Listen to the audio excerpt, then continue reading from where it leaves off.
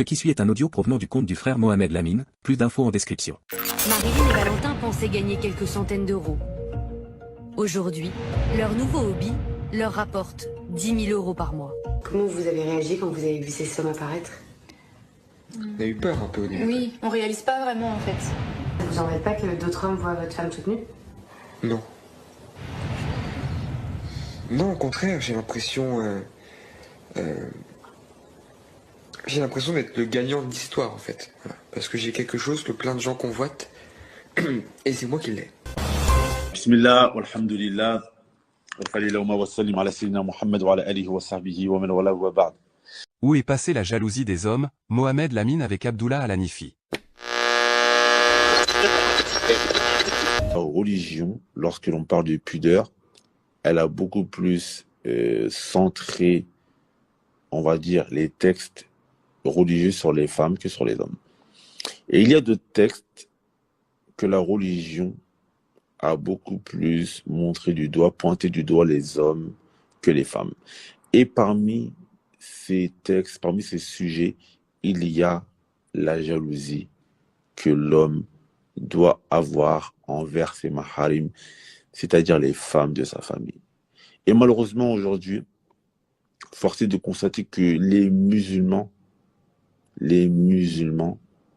ont malheureusement pour beaucoup, sont très négligents par rapport à ça. Il faut savoir que le fait d'avoir de la jalousie pour les femmes de sa famille, c'est une adoration. Oui, je répète, le fait d'avoir de la jalousie pour les femmes de sa famille, c'est une adoration. Le prophète sallallahu alayhi wa sallam, il a dit dans un hadith qu'il y a une catégorie de personnes qui ne vont pas rentrer au paradis. Il a parlé d'abord du mudmin al-khamr, la personne qui est dépendante à l'alcool. Bien sûr qu'on dit qu'il ne va pas rentrer au paradis, en grosso modo, c'est qu'il va rester très longtemps en enfer si c'est un croyant. Mudmin al-khamr, la personne qui est dépendant à l'alcool. Et à côté de celui-là, le prophète sallallahu alayhi wa sallam, il a cité qui? Il a cité Ad-Dayus. Il a cité Ad-Dayus. Et il a dit, le prophète sallallahu alayhi wa sallam, il a dit que Ad-Dayus, c'est celui qui voit le koubh, les mauvaises choses que sa femme peut faire et qui agrée cela. À titre d'exemple, un homme, sa femme sort sans le voile, sa femme sort alors qu'elle est maquillée et lui, il agrée cela. Malheureusement, de nos jours, on a des croyants, des musulmans, qui considèrent leur épouse comme un trophée. Lorsqu'ils vont se marier, ils sont contents que les hommes voient la parure et la beauté de leur femme. Lorsqu'ils ils sortent dehors, ils sont contents que les gens puissent voir la femme avec qui ils sont. Pour eux, c'est comme un trophée d'être avec une femme qui a de telles formes, qui est comme ci, qui est comme ça. T'as des hommes, ça ne leur dit rien du tout que leur femme puisse travailler dans un milieu où elle est avec d'autres hommes, qu'elle serre la main à d'autres hommes. Parce que eux, et ça malheureusement on l'a vu, ils ont besoin d'une personne qui puisse les aider dans ce qui leur incombe à eux, les ramener de l'argent à la maison. Tu as des hommes malheureusement qui sont tellement, ils ont tellement la main à côté de leur poche que ça ne les dérange pas que leur épouse aille travailler et qu'elle soit dans un milieu où elle est entourée d'hommes. Et ça, malheureusement, c'est totalement en contradiction avec ce sur quoi ils étaient les anciens, les pieux prédécesseurs. Les Arabes avant l'islam, parmi les mœurs qu'ils avaient, c'est qu'ils avaient une jalousie. Je ne sais pas si vous connaissez l'histoire où plusieurs hommes, lorsque le prophète sallallahu alayhi wa sallam il appelait à l'islam, à Mecca, à la Mecque, il y a donc un groupe de Quraysh qui ont voulu tuer le prophète sallallahu alayhi wa sallam. Et le prophète sallallahu alayhi wa sallam, il venait d'une tribu qui était forte. Donc ils savaient que si ils envoyaient une personne d'une seule tribu, qu'est-ce que ça allait faire? Ça allait faire que les gens de la tribu du prophète sallallahu alayhi wa sallam, ils allaient le défendre, et donc ça allait faire une guerre dans Quraysh, à la Mecque. Donc qu'est-ce qu'ils ont fait? Ils ont choisi un homme de plusieurs tribus pour que chaque homme de chaque tribu, il aille pour tuer le prophète sallallahu alayhi wa sallam pendant son sommeil. Un homme de chaque tribu. Comme ça, le sang du prophète sallallahu alayhi wa sallam, il allait être partagé entre toutes les tribus. Et donc, là maintenant, ils cherchaient à savoir comment ils vont exécuter le prophète sallallahu alayhi wa sallam.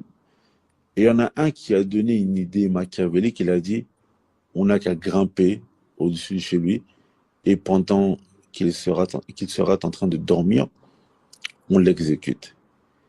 Et Abi Jahl, je pense que vous connaissez tous Abi Jahl, celui que le prophète sallallahu alayhi wa sallam a nommé Fir'aun Hadhil Umma, le pharaon de cette communauté, celui qui a nui ostensiblement au prophète sallallahu alayhi wa sallam, il a refusé cette idée. Pourquoi? Parce qu'il a dit Aturiduna an yatahaddath al-arab. Est-ce que vous voulez que les Arabes disent que nous avons grimpé le mur et que nous avons atteint à l'intimité des filles de Mohammed? Donc, juste pour pas dévoiler et atteindre l'intimité des filles du prophète sallallahu alayhi wa sallam, ils n'ont pas fait cela. Et ça, c'était parmi les mœurs qui étaient présentes avant l'islam. Et il y a beaucoup de sahaba qui étaient comme ça. Un jour, il y a un compagnon qui s'appelle Saad ibn Ubad. Un jour, il y a un homme, il vient, et l'homme, il vient voir le prophète sallallahu alayhi wa sallam, et il dit au prophète sallallahu alayhi wa sallam qu'il a vu un homme avec sa femme. Il a vu un homme avec sa femme. Lui, il dit qu'il a vu un homme qui était en train de consommer avec son épouse. Et la loi islamique, par rapport à ça, c'est que celui qui dit qu'il a vu un homme avec sa femme, il doit amener 4 témoins. Et il y a un compagnon qui s'appelle Saad. Lui, il était connu pour avoir une grande jalousie. Et il a été étonné. Il a dit, Ya Rasulallah, il a dit, oh, messager d'Allah. Il a dit, je vois un homme avec mon épouse et je vais chercher des témoins. Il a dit, Wallahi, la adribannahu bisayfin ghayri musfahin. Il a dit, si je voyais cela, je le tuerais avec mon épée. Et là, il va à l'encontre d'une parole du prophète sallallahu alayhi wa sallam. C'est très, très grave. Et ça, c'était avant, il a dit ça avant que descende le jugement de l'I'an. Je ne sais pas si vous connaissez l'I'an. C'est que lorsqu'il un homme, ça c'était descendu après, c'est que si un homme, il dit qu'il a vu sa femme avec un homme en train de faire al-fahisha, de faire la turpitude, on va l'appeler cet homme, on va lui dire, viens avec ton épouse et vous devez faire l'I'an. En gros, l'homme, il va jurer que si je mens, je suis éloigné de la miséricorde d'Allah, elle aussi, etc. Bref. Donc ça, c'était avant que ce jugement ne tombe. Donc, l'homme, il a dit quoi? Il a dit, si je vois un homme avec mon épouse, ce compagnon, Saad ibn Ubada, il a dit, je veux le tuer. Et donc, en quelque sorte, il allait à l'encontre d'un des propos du prophète sallallahu alayhi wa sallam. Mais après, les gens ont dit, Ya Rasulallah, c'est un homme qui est très jaloux. Et ils ont dit que lui, il ne s'est jamais marié avec une femme si elle n'était pas vierge. Il ne s'est jamais marié avec une femme si elle n'était pas vierge. Et lorsqu'il divorçait une femme, personne ne l'a mariée tellement les gens savaient que c'était un homme qui était très jaloux. Le prophète sallallahu alayhi wa sallam, quand il a entendu ça, il a dit, vous vous étonnez de la jalousie de Saad. Il a dit, je suis plus jaloux que lui. Et Allah est plus jaloux que moi. Donc, Ah, la tu commences jalousie. tu commences à sortir les sahaba que je t'avais dit, hein, quand on était sur le sujet de Ah, tu commences, hein. Je t'avais dit, j'avais pas commencé. Ah bon, monsieur Mohamed Lamine, ah bon. T'inquiète. Et donc, euh, pour revenir au sujet, c'est que la jalousie, c'est une adoration. C'est une adoration. Et maintenant, malheureusement, de nos jours, euh, on a un grand laisser-aller chez beaucoup de musulmans par rapport à ça. Tu as des frères, je sais pas moi, leur femme, elle va prendre le taxi toute seule, ça va pas forcément les déranger. Il y a beaucoup de choses sur le sujet. Inch'Allah, je vais reprendre après, je vais laisser pour l'instant la parole au frère, Inch'Allah. Ouais, Tfaddal. bismillah, salatu wassalam ala rasulillah, sallallahu alayhi wa sallam. Ouais, par rapport à ce que tu as dit, par rapport au hadith avec Saad, Saad, il y a beaucoup d'histoires qui relataient sa jalousie. Comme le fait qu'il avait il avait fait un poème à son épouse lorsqu'il avait vu, il était seul avec son épouse. Et au fait, son épouse, elle a commencé à utiliser le siwak. Quand elle a utilisé le siwak, lui, il a fait un poème. Je l'ai oublié, le poème, parce que ça fait longtemps. Et au fait, dans le poème, il était en train de dire à son épouse pour la séduire, il était en train de dire que le fait que le siwak s'approche de ses lèvres, ça l'est insupportable. Et que si ça aurait été un homme, il lui aurait tranché la tête. Donc ça, c'était juste par rapport à compléter comment la jalousie de Saad, il était vis-à-vis de son épouse. Après, par rapport à la jalousie, la chose déjà qu'il faut mettre en évidence, c'est qu'on a une époque où, comme je le dis souvent, l'éthique ou la perception du musulman, elle est mise à l'épreuve. C'est-à-dire que chaque chose qui caractérise ton identité musulmane, elle est mise à l'épreuve. Tu es aux antipodes de ce qui est propagé dans la société actuelle. Maintenant, on apprend depuis le plus jeune âge aux gens et même aux musulmans que être jaloux, c'est pas bon. Ça veut dire que en islam, être jaloux, c'est bon. Bah, dans la société actuelle, être jaloux, c'est pas bon. Ah, t'as pas confiance en moi. Ah, ceci, cela. On va rentrer dans des choses comme ça. Alors que la jalousie, c'est la manifestation de l'amour que tu as pour la personne. C'est ça la chose. C'est le fait que l'homme soit jaloux pour son épouse, c'est une manifestation de l'amour qu'il porte pour elle. Et le problème, c'est qu'on doit revenir, comme je dis toujours, à notre nature saine. Normalement, une femme aime que son mari soit jaloux pour elle. Une femme qui, pour elle, c'est dérangeant, et je parle pas de la jalousie excessive, parce qu'il existe une jalousie excessive, ça on pourra en discuter. Il existe une jalousie excessive, c'est dans les sunan, comme une femme qui est partie voir le prophète alayhi salatu wassalam et qui s'est plaint, la femme de Thabit ibn Qais, qui s'est plaint et qui a dit que la jalousie de son mari fait qu'il outrepasse ce qu'il a fait, et elle a demandé au prophète alayhi salatu wassalam si elle pouvait se séparer de lui. Non, c'est pas la femme de Thabit ibn Qais, c'est une autre femme. Mais elle a demandé de se séparer de lui, et le prophète sallam l'a accordé. Parce que sa jalousie avait été partie de manière excessive et ça a été une cause pour qu'il fasse des choses qu'il n'a pas le droit de faire. Mais la jalousie d'un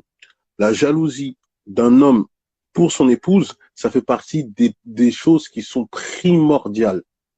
C'est même pas c'est bien, c'est même pas c'est recommandé, c'est quelque chose qui est primordial. Et c'est pour ça que vous allez voir même dans le prêche de l'éclipse, quand le prophète alayhi salam il a fait un prêche de l'éclipse, le prophète alayhi salam il a donné, et le hadith il est rapporté par l'imam al-Bukhari, ou Muslim, le prophète alayhi salam il a dit que personne n'est plus jaloux qu'Allah. Personne n'est plus, dans une riwaya même il te dit personne n'est plus jaloux qu'Allah quand son serviteur ou sa servante fournique. Et Ibn al-Qayyim il explique ce hadith en disant que toute chose qui amène à cette turpitude, le mari doit en exprimer de la jalousie. C'est-à-dire que si quelqu'un, par exemple, va regarder son épouse ou va essayer de contempler sa beauté, et que ça rentre, ben, ça va forcément rentrer dans l'art du désir ou autre, et ben, le mari, lui, il exprime une extrême jalousie. Ça, c'est la base. Donc maintenant, il y a des choses que, avec l'époque actuelle où on est, ton désaveu, il doit se faire de multiples façons. On dit pas, tu vas marcher dans la rue, un homme, il regarde ta femme, tu vas commencer à le sauter dessus, tu lui mets des coups de coude. J'ai pas dit ça. Mais ton désaveu, il doit être présent. Que ce soit par le regard, que ce soit par le cœur, que ce soit par le fait que toi, tu vas faire en sorte que on regarde le moins possible ton épouse, parce que pour toi, tu vas considérer que c'est comme un manque de respect, non pas en ta personne seulement, mais envers le couple que tu représentes. Parce que si on manque de respect à ton épouse, on te manque de respect. Et ça, peut-être, il y a beaucoup de gens qui n'arrivent pas à mettre ce lien-là. Le fait que quand on manque de respect ou qu'on ne donne pas le statut qu'on doit donner à ta femme, eh ben alors c'est qu'on te manque de respect toi-même. Et elle est là, et il est là le problème actuel. Il y a des gens même que, ouais, ma femme, elle est belle, et les gens, ils le regardent, pour lui, c'est, ah, vous avez vu, j'ai réussi à la prendre, pas vous. Bah, finalement, c'est nefsi. C'est ça qui se passe, Mohamed Lamine. Ah, C'est des exhibitionnistes. Ça veut dire, ils exhibitionnent leur femme. C'est-à-dire qu'on t'apprend à, tout le monde la veut, regardez, c'est moi qui l'ai eu. Et toi, finalement, on rentre toujours dans ce délire de narcissisme, de vouloir briller devant les autres. Alors que normalement, la jalousie que tu exprimes pour ta femme, c'est qu'au fait, la jalousie que tu exprimes envers elle, c'est le fait de vouloir la préserver de toute turpitude et la préserver de tout manque de respect qu'on pourrait lui donner. C'est ça. Un homme qui expose sa femme, c'est un homme qui ne respecte pas sa femme, qui ne veut pas préserver sa femme. Il est désaxé. Un homme qui, lui, ne veut pas qu'on regarde sa femme, c'est un homme qui préserve son épouse. C'est ça la différence.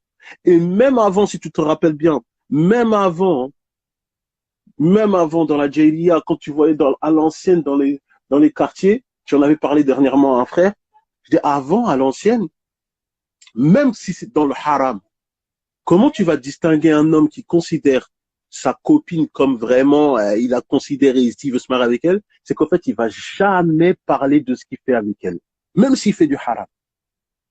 C'est vrai ou c'est pas vrai? Ah, c'est vrai. Il va jamais dire j'ai fait ça avec elle. Il va jamais en parler. Il va pas la voir avec ses potes aussi, tu vois. Il va pas la voir avec ses potes. Il va jamais dire ce qu'il fait avec elle. Il va jamais le dire parce qu'il sait très très bien qu'en disant, en parlant comme ça, bah finalement on va plus respecter, on va plus la respecter. Tu vas marcher avec elle dans la rue, on va dire ah il nous avait dit qu'il lui fait ceci cela. On va plus respecter on va plus respecter la femme qu'avec toi. C'est-à-dire que même dans la Jahiliya, l'homme normalement constitué, il le fait pas. Il a un minimum de jalousie. Dans le haram, c'est dans le haram, mais il a un minimum de jalousie. Maintenant, dans le halal, il n'y a plus de jalousie. Comment t'expliques ça? Comment t'expliques qu'on est arrivé à ce stade-là? Dans le halal, tu vas voir l'homme, il monte pas sa tête et c'est sa femme qui s'expose. Dans le halal, comment on va expliquer ces bêtises ici? Comment ça on va expliquer ça? Ça, c'est très grave, ça. Ça, on comprend plus rien. Et tu vas voir que cette chose-là, elle est due au fait que le musulman, il est absorbé et influencé par la société dans laquelle on est. Voilà. Comme maintenant, la femme est libérée, la femme est l'émancipation, et que c'est bien vu d'être comme ça, et ben toi, t'en perds tes priorités et t'en perds ta foi. Parce que ça, c'est un problème de foi. C'est un problème de foi. Ça, c'est un problème de foi. Et là, et je répète, hein, la femme normalement constituée, qui est sur sa nature saine, n'aime pas les hommes qui ne sont pas un minimum jaloux pour elle.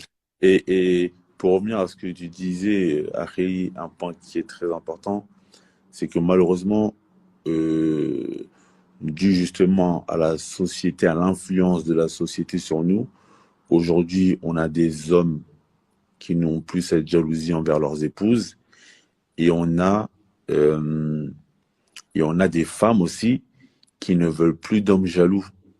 Alors qu'il y a une histoire qui est très belle, notamment d'un autre compagnon qui était très connu pour sa jalousie, c'est Zubayr ibn al-Awwam.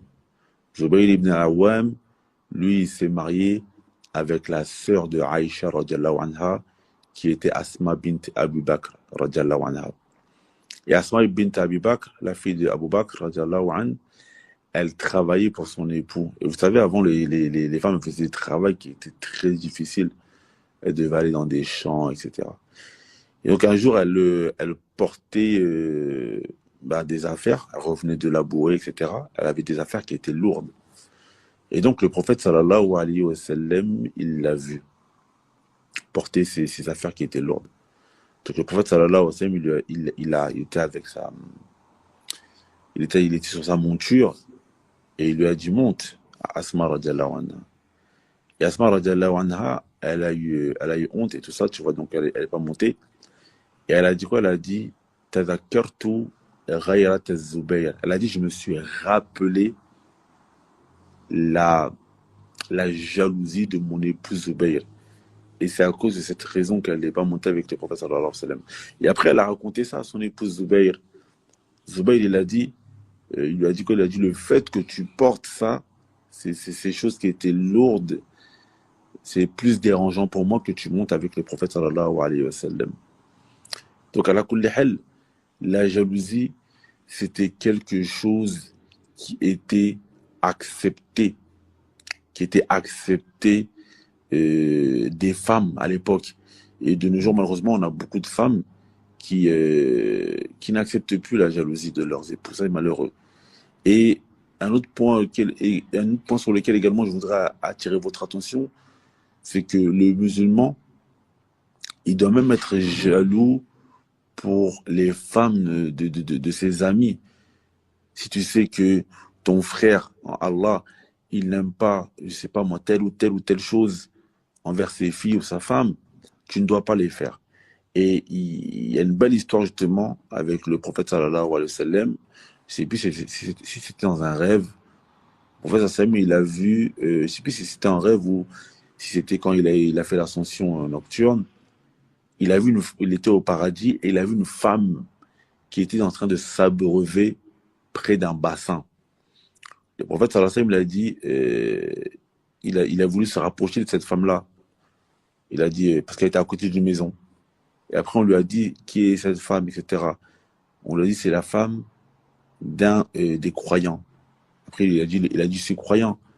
Après, il a dit, c'est la femme d'un de tes suiveurs. Donc, les anges, ils ont dit que c'était la femme de Omar ibn Khattab, radiallahu anhu.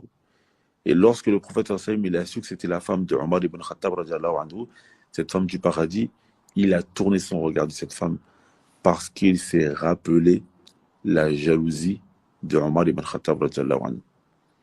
Et ça, mes frères, c'est des comportements que le musulman il doit avoir. La femme de ton frère en islam, tu dois être jaloux pour elle, c'est-à-dire que la jalousie pour elle, c'est de ne pas la regarder. Tu sais que c'est la femme de ton frère, ne pas la regarder, ne pas avoir des comportements désinvoltes. La fille d'un frère, etc. La fille de ton voisin, baisser le regard encore plus qu'une autre personne. Le prophète sallallahu alayhi wa sallam, il a dit dans un hadith, il a dit l'une des pires formes de fornication, c'est que tu fasses la fornication avec la fille de ton voisin. La fornication, déjà, c'est un grand péché. Mais que tu forniques avec la fille de ton voisin, c'est encore pire. Donc, ça veut dire que le respect que le musulman doit vouer aux femmes des musulmans, déjà, c'est grand, mais encore plus aux filles de son voisin, aux femmes qui l'entourent, aux femmes des frères qui sont proches de lui, etc. Et ça, c'est vraiment des points, mes frères et sœurs, sur lesquels le musulman doit faire très, très, très, très, très, très, très attention. Non. Ouais, d'ailleurs, même quand on soit à Ahzab, Allah subhanahu wa ta'ala, au verset 32, il dit aux femmes, ne soyez pas trop complaisantes dans votre langage, afin que celui dont le cœur est malade ne vous convoitise pas. Parmi les explications de certains mufassiroun, ils te disent que, justement, Allah subhanahu wa ta'ala a manifesté sa jalousie dans ce verset. Il y a des mufassiroun, ils te disent ça. Ils te disent que Allah subhanahu wa ta'ala, il a manifesté sa jalousie dans ce verset. En stipulant aux femmes de ne pas avoir des voix complaisantes.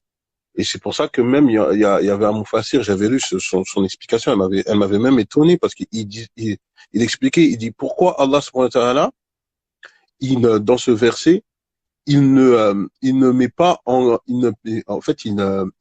garde ceux qui ont le cœur malade.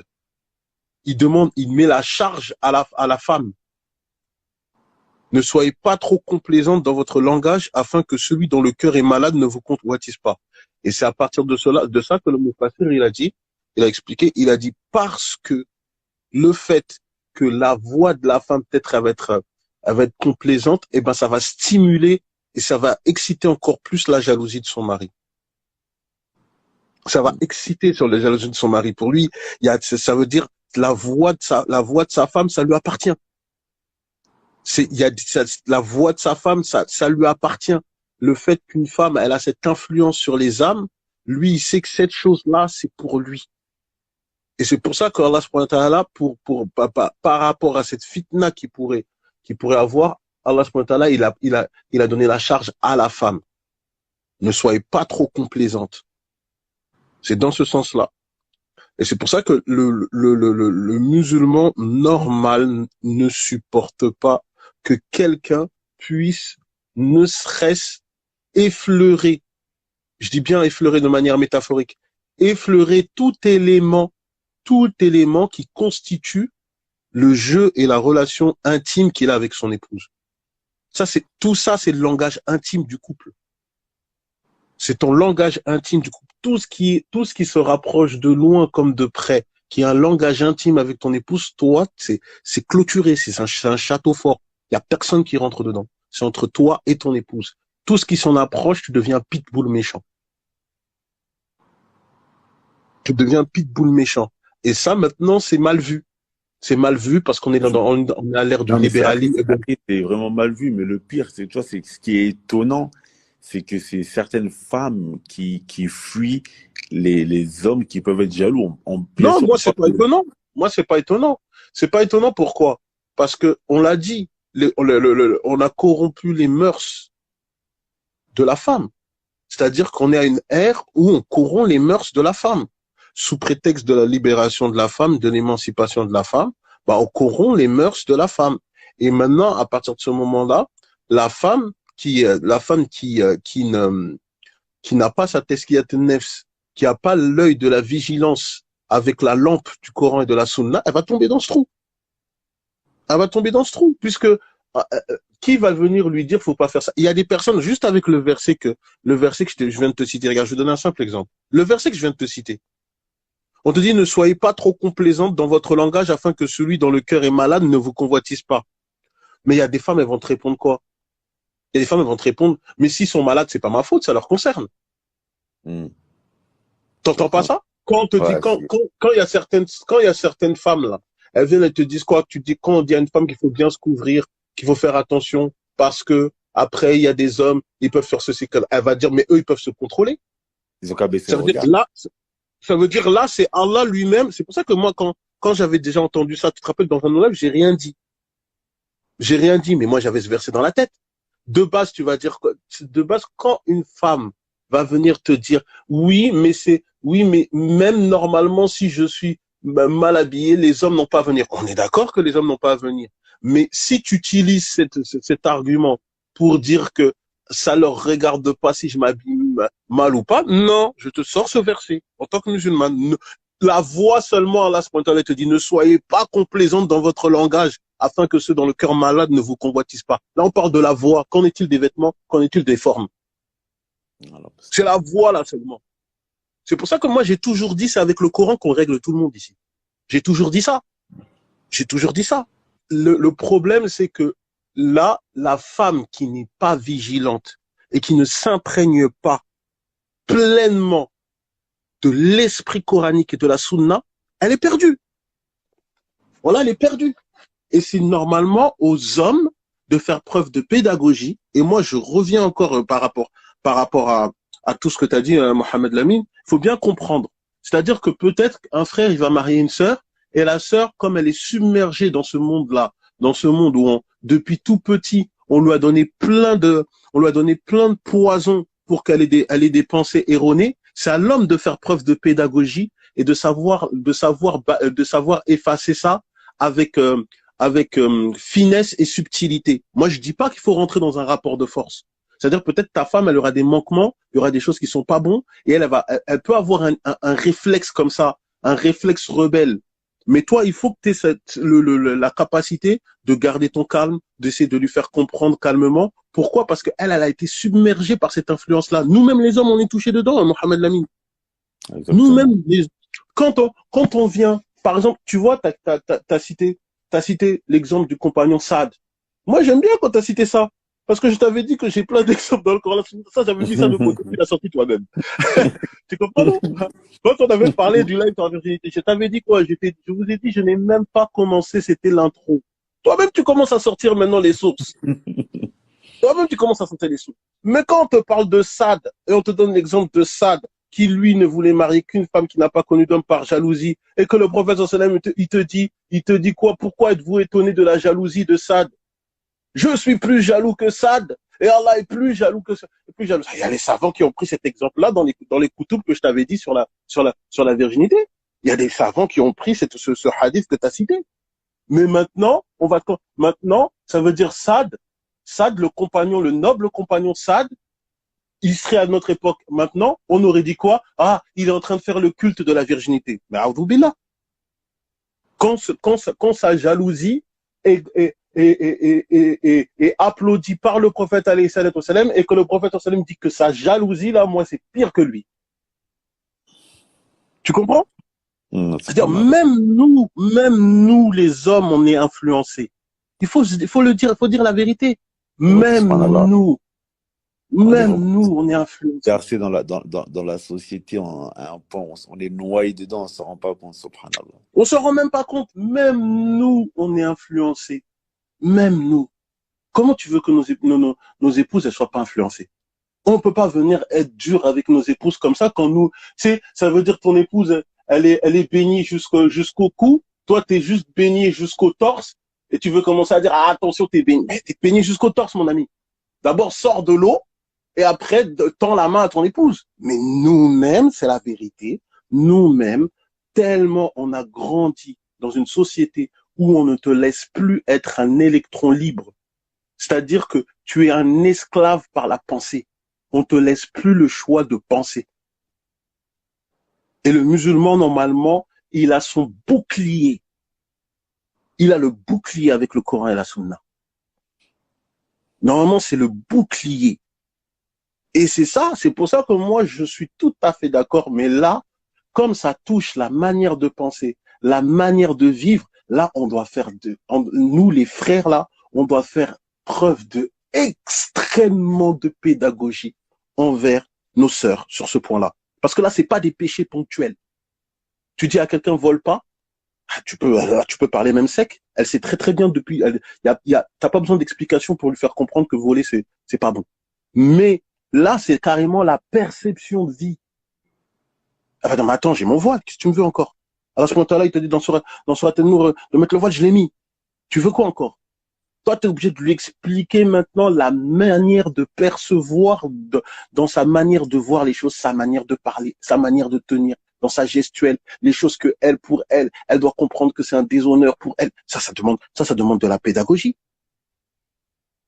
Ça demande de la pédagogie. C'est vrai que on est dans une époque où, subhanallah, tu sais, quand on rentre vraiment profondément dans le sujet, tu vois que les mœurs, ils ont vraiment été corrompus parce que tu vois que les hommes, ils ont plus aucune jalousie et les femmes, elles n'acceptent pas la jalousie de leur époux à juste valeur. C'est-à-dire que pour elles, en fait, on est dans une époque où aujourd'hui, t'as les hommes comme les femmes, on va minimiser en fait la portée des choses. C'est-à-dire qu'un homme, il peut se montrer jaloux pour une chose envers son épouse, et l'épouse, elle ne va pas comprendre.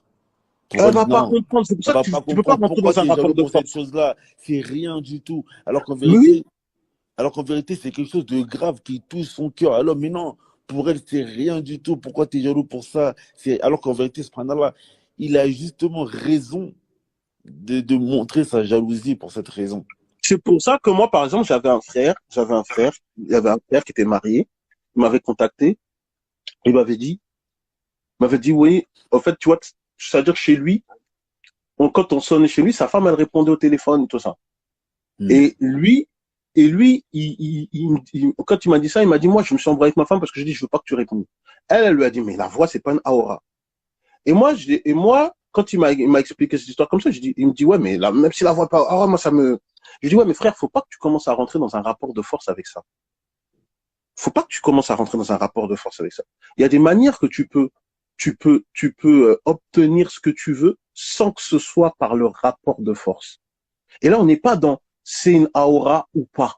On est dans qu'est-ce qui porterait un désagrément dans le couple ou quel serait un élément qui mettrait un sentiment de mal-être dans le couple. Là, on n'est pas dans aura ou pas aura. Parce que les shaytins, leur but principal, c'est quoi? C'est de détruire un mariage. Toi, ce que tu vas faire, je vais proposer ça. Je dis, toi, c'est simple. Quand elle commence à parler de ça, tu lui dis, écoute. Et donc, c'est ça, en fait, le truc, c'est que c'est vrai, il y a des choses que, si on compare avec l'époque des salafs, c'est pas comme ça. Mais il faut pas oublier qu'on est à une époque, c'est extrêmement compliqué. C'est-à-dire qu'on doit viser l'excellence, comme à l'époque des salafs, mais pour y arriver, on est obligé de faire preuve de extrêmement de pédagogie. Sinon, c'est pas possible. Elle va automatiquement se braquer puisque la société lui a permis cette libération pour se libérer des soi-disant méchants hommes que nous sommes. Tu vois le truc?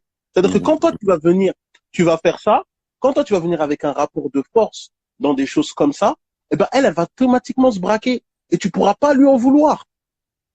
Tu pourras pas lui en vouloir parce que c'est ce que elle, depuis tout petit, elle a été baignée dedans.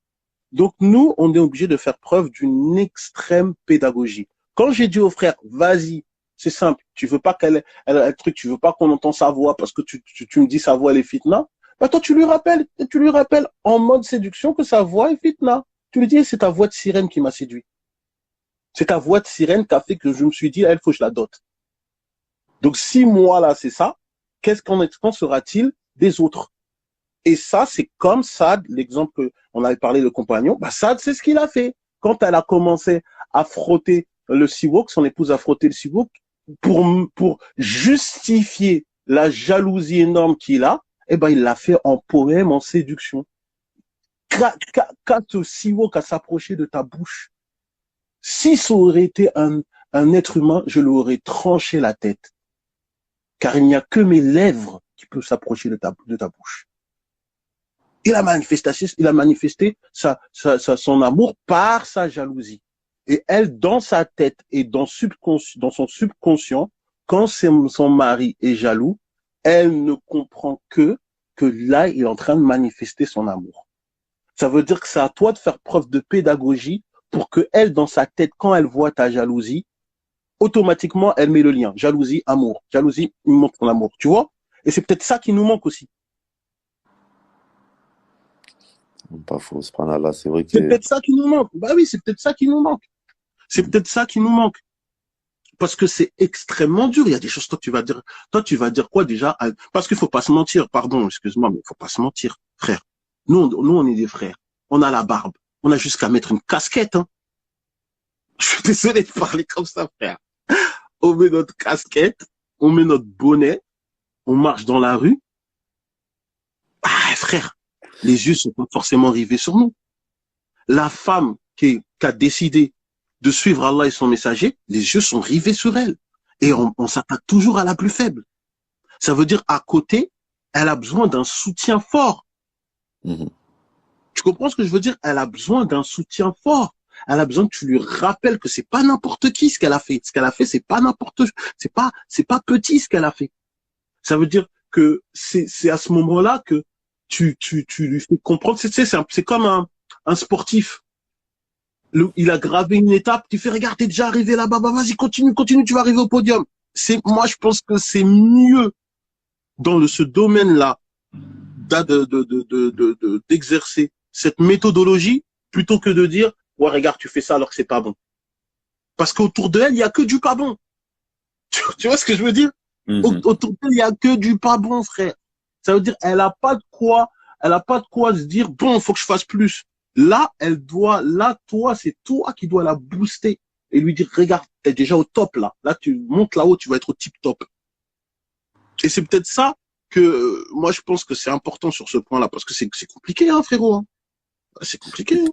C'est très, très compliqué parce que malheureusement, quand j'écoute les histoires de beaucoup de frères avec leurs épouses, comme on l'a dit depuis tout à l'heure, hein, soit tu as des sœurs qui malheureusement n'acceptent pas la jalousie de leurs époux parce qu'elles ne comprennent pas pourquoi telle ou telle chose devrait amener à ce que l'époux ait de la jalousie. Et de l'autre côté, tu as des frères qui, eux, ne montrent pas cette jalousie qu'ils devraient montrer envers leurs épouses. Alors que même le prophète sallallahu alayhi wa sallam, qui était le prophète sallallahu alayhi wa sallam, était quelqu'un de très jaloux. Un jour, alors que le prophète sallallahu alayhi wa sallam, il était chez lui, il rentre chez lui, il a vu Aïcha, son épouse, avec un homme. Et on a vu sur son visage que il a changé. Il a demandé c'est qui cet homme? Et en fait, c'était le frère de lait de Aïcha radiallahu anha. Donc, le prophète sallallahu alayhi wa sallam, malgré qu'il était le prophète sallallahu alayhi wa sallam, il était quelqu'un de très jaloux envers ses épouses. Et on avait aussi les épouses du prophète sallallahu alayhi wa sallam qui étaient jalouses envers lui. Donc la jalousie, comme on dit depuis tout à l'heure, c'est une adoration et c'est la manifestation de l'amour qu'il y a dans le couple et elle doit être présente chez l'époux comme chez l'épouse. Et donc aujourd'hui, malheureusement, on ne va pas se mentir, dans la communauté musulmane, il y a un grand déficit chez les frères en ce qui concerne la jalousie. On a une exagération de beaucoup. Beaucoup de frères, malheureusement, ils ont de l'exagération dans cela. Ou t'en as d'autres qui sont malheureusement laxistes. Et le musulman, il est dans le juste milieu.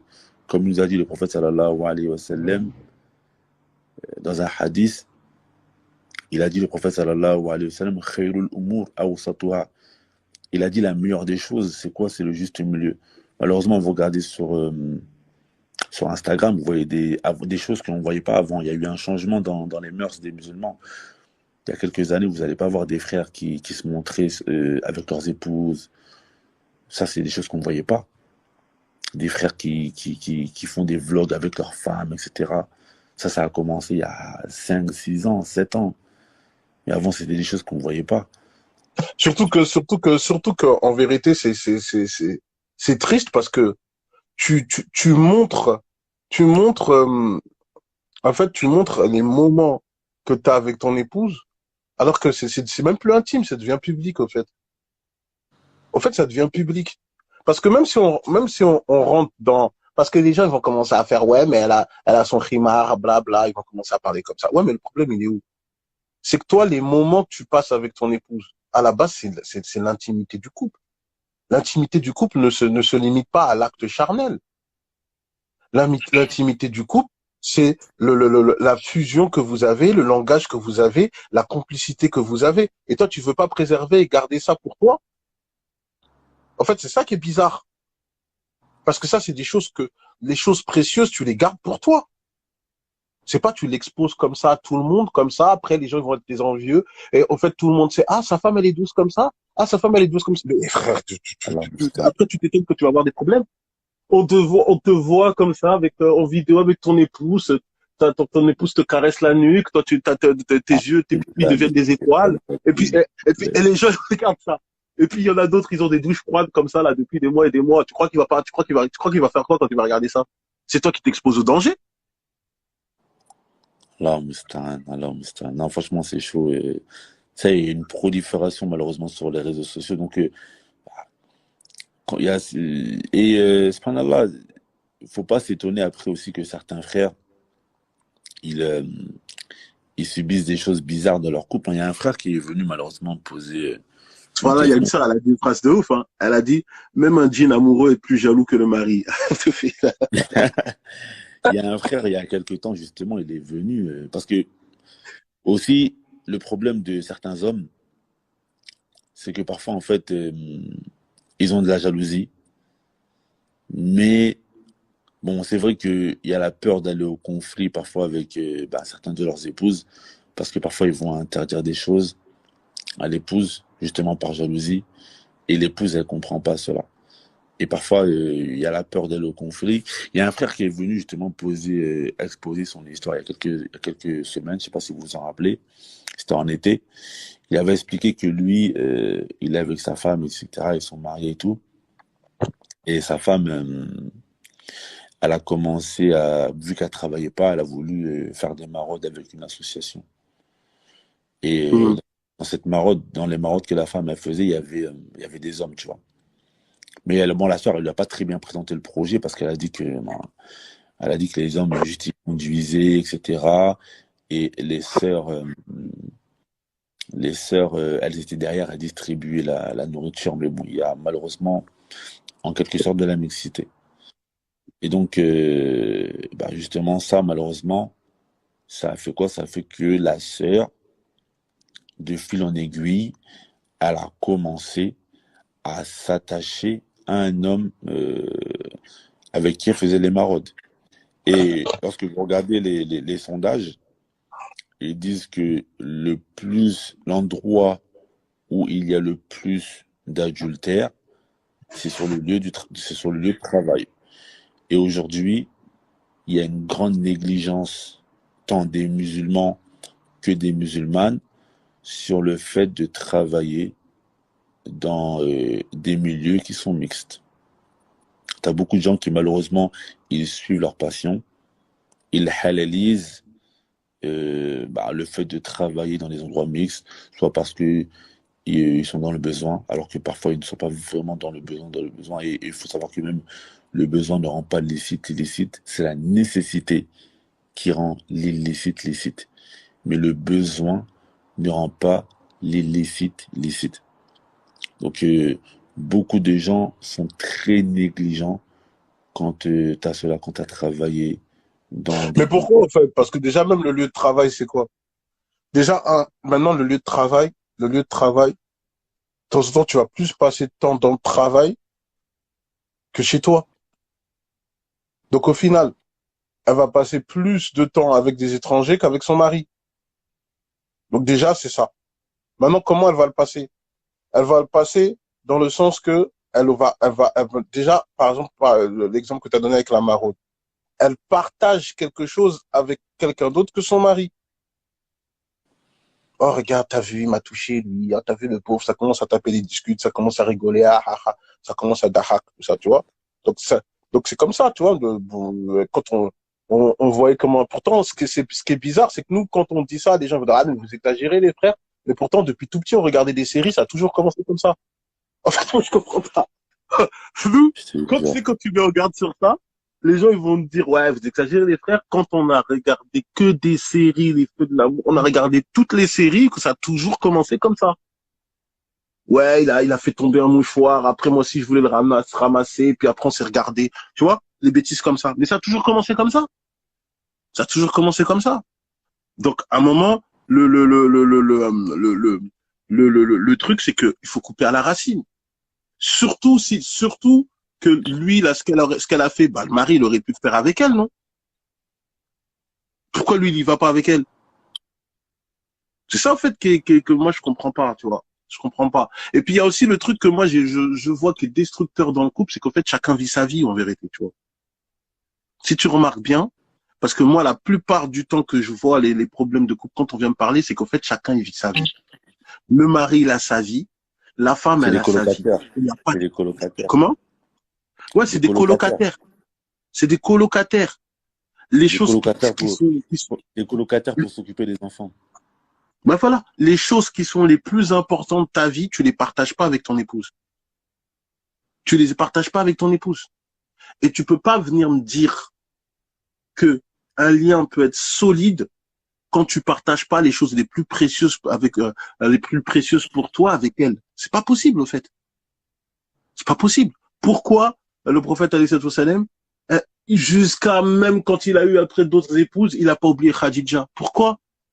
Parce que l'avènement de l'islam, les épreuves du début de l'islam, il les a vécues avec Khadija. Elle a été un soutien pour son message. C'est-à-dire qu'il a partagé ses peines, son épreuve, il a surmonté tout ça avec son épouse. C'est pas, elle est là, quand elle te facilite, hein, mon mari, elle va sur le côté, elle fait ce qu'elle a à faire, après elle revient. Tu vois ce que je veux dire? Et c'est peut-être ça aussi le problème. Elle va pas comprendre parce que déjà, elle est pas dans ton monde. C'est ça le truc. Elle est pas dans ton monde. Il y a des frères, ils sont mariés avec leur épouse ne connaissent pas leur mari. Peut-être des 20 ans de couple. Elle ne connaît pas son mari. Parce que lui, il vient, il rentre, le manger est prêt. Ah, machallah. Ah, t'as lu? Ouais, t'as fait ça? T'as lu le Coran? Alhamdulillah. Et part. C'est la servante. C'est tout. Il n'y a pas de relation profonde. Il n'y a pas de complicité profonde. Parce que, comme l'exemple que tu as donné avec la sahabiya qui a refusé de monter de monter avec le prophète sallallahu alayhi wa sallam. Pourquoi? Parce que elle a une relation profonde avec son mari et sa priorité est de ne pas causer du tort à son mari ou que l'honneur de son mari puisse ne serait-ce être touché d'un poil. C'est ça. C'est ça. Et le problème, c'est, moi, je le dis, hein, le problème déjà, c'est que je vois qu'il y a de moins en moins de communication dans les couples. Et quand on parle de communication, c'est pas le fait de parler, c'est le fait que quand vous parlez, vous vous comprenez pleinement. Ça, on voit pas ça. On voit rarement ça. Voilà, le Moustarane. En tout cas, donc, je pense qu'on a fait plus ou moins le tour hein, sur ce sujet. On va passer au deuxième sujet.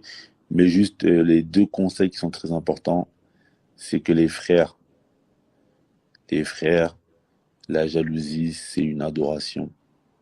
On a rappelé le hadith que le prophète sallallahu alayhi wa sallam dit que la personne qui n'est pas jaloux et qui agrée les mauvaises choses de son épouse, il ne va pas rentrer au paradis. Et comme il vient de le rappeler le frère Abdallah, les épouses, les sœurs, vous devez prendre en considération les choses qui peuvent créer chez votre époux de la jalousie. Si vous savez qu'il y a des choses que vous faites qui peuvent créer de la jalousie chez votre époux, vous devez vous en écarter. Donc, ça c'est par rapport au premier sujet. Et les frères, sur les frères, surtout, faut faire preuve de beaucoup de pédagogie. Ça, c'est des sujets compliqués parce que c'est pas des sujets avec des, en fait, c'est des sujets qui touchent le comportement, l'attitude et la perception. C'est pas des choses où on va juste dire fais pas, c'est pas bien, c'est haram, tout ça. Ça demande beaucoup de pédagogie de telle sorte que la personne s'imprègne de l'idée que tu veux lui faire comprendre. C'est pas que elle le fait comme un robot et elle sait pas pourquoi elle doit pas le faire, elle doit le faire. Elle c'est bon, c'est la jalousie de mon mari, elle le fait mais elle comprend pas l'essence de cette chose-là. Là, on n'est plus à cette époque-là. On a une époque où elle a besoin de comprendre et de s'imprégner pour pouvoir le faire pleinement et correctement. Barakallahu fik.